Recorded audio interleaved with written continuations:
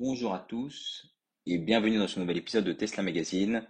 Un épisode exceptionnel puisque nous sommes quasiment en direct du salon de l'automobile où nous avons pu faire des découvertes incroyables dans un salon qui se veut être une révolution avec un climat extrêmement tendu sur l'automobile. Nous avons voulu vraiment comprendre si les acteurs du changement et les acteurs industriels avaient mesuré l'ensemble des transformations qui sont en cours. Et j'ai une bonne nouvelle pour vous. Je crois que c'est un pari 100% gagné, puisque nous avons eu l'impression d'être dans un monde beaucoup plus électrique, un monde beaucoup plus propre et surtout un monde conscient des enjeux et de ce qui nous attend devant nous, puisque aujourd'hui, il n'y a plus aucune défiance sur le sujet électrique. Il y a bien sûr des innovations qui sont en cours et des recherches qui sont en cours du côté de l'hydrogène, et ça, c'est une excellente chose, puisque c'est l'innovation, bien sûr, qui permet de créer de l'engagement côté client et également de bousculer le marché. L'électrique se modernisera, progressera au rythme des innovations et des risques qui peuvent poser éventuellement sur cette technologie. Donc, il faut absolument encourager ce changement-là. Donc, dans les allées du salon, qu'est-ce qu'on a retenu? Déjà que c'était un salon ouvert à tous et il faut que ça le reste. Je crois que c'est suffisamment clair dans les allées du salon puisque vous avez des jeux vidéo, des jouets pour les enfants, des grosses licences qui sont venues et qui plairont à tout le monde comme Batman, Netflix. Ça, clairement, les ados seront ravis et il faut les amener. Et les petits également seront ravis par rapport aux espaces de visite des véhicules électriques déjà, parce qu'ils s'y intéressent avant tout le monde, et également par rapport à tout ce qui peut être place donnée pour le coup, aux nouveautés et aux véhicules qui font rêver. Et là, il y a un espace entièrement dédié à ça.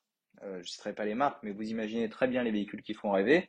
Et ils sont propres, ils sont rétulants, et il faut aller les voir. Ça, c'est très important, parce qu'ils ont besoin de vous.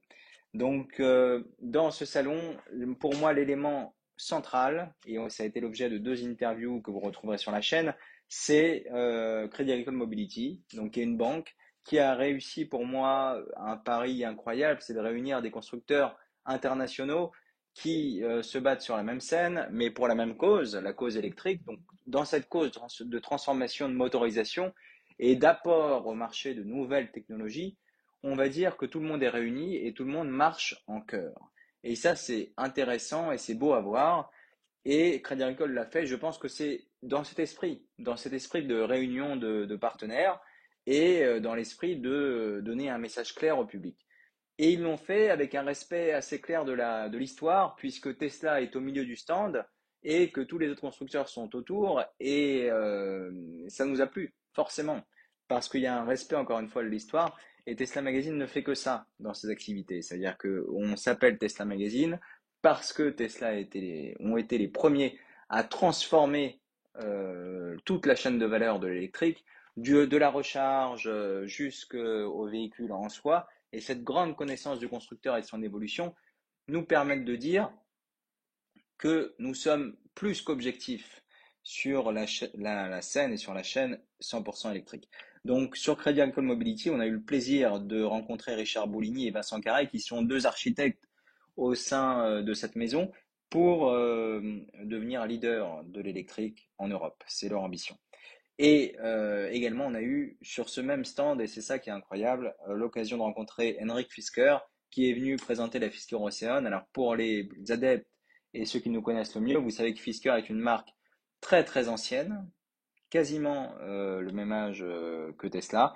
Qu'Henrik Fisker est un électrique convaincu, que il a eu des difficultés avec ses sociétés, mais qu'il est toujours présent et que sa vision plaît toujours. Et on a eu vraiment le plaisir de constater une humilité sans faille et un réel plaisir à présenter son véhicule, sachant qu'il a fait plusieurs présentations au cours de la matinée. Donc voilà, c'était un vrai plaisir. Et on a vu aussi un concept extrêmement intéressant sous l'angle B2B, parce que vous savez que l'électrique va révolutionner beaucoup de choses, notamment les usages B2B. Et une marque qui s'appelle XEV, avec son véhicule Yo-Yo, qui ressemble à une amie. Alors, la comparaison n'est pas bienvenue, mais tout le monde l'a fait.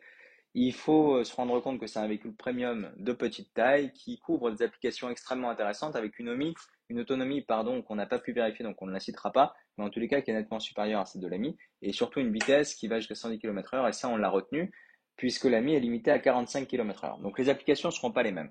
Mais il y a une vraie réflexion à la fois sur la recharge et sur le véhicule et sur l'autonomie pour, je pense, équiper tout ce qui est parc de loisirs. Et ça, vous me couperez pas de l'esprit que c'est le futur des mobilités dans les parcs de loisirs. Je ne vais pas citer de parcs de loisirs, mais vous imaginez très bien ce que ce soit pour les équipes, que ce soit pour les clients.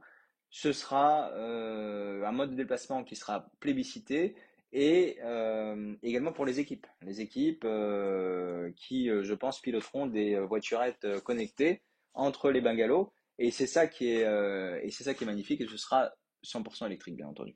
Donc, un salon, encore une fois, qui nous a permis de voir de nombreuses choses et qui doit vous permettre de voir de nombreuses choses. Donc, je vous invite vraiment à y aller et à nous faire part de vos commentaires. Pour certains, ce ne sera pas exceptionnel, mais pour d'autres, encore une fois, qui ont connu les précédents et qui savent la difficulté qu'il y a à réunir tous ces acteurs-là, je pense que ce sera un salon réussi et nous le confirmerons. Merci beaucoup pour votre écoute et je vous souhaite une bonne journée.